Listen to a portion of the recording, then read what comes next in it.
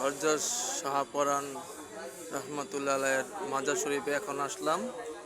মাজারের পবিত্রতা, জিকির, সব কিছু নিয়মকানুন এখানে। মাজার এই সিঁড়ি দিয়ে মাজারের জায়গায় উপরের দিকে ওঠা হয়।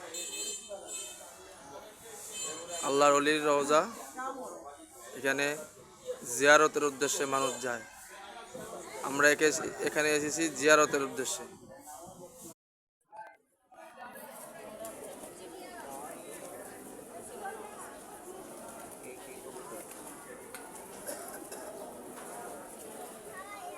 এই সেই সিলেটের কবুতর শাহজালাল শাহপরান।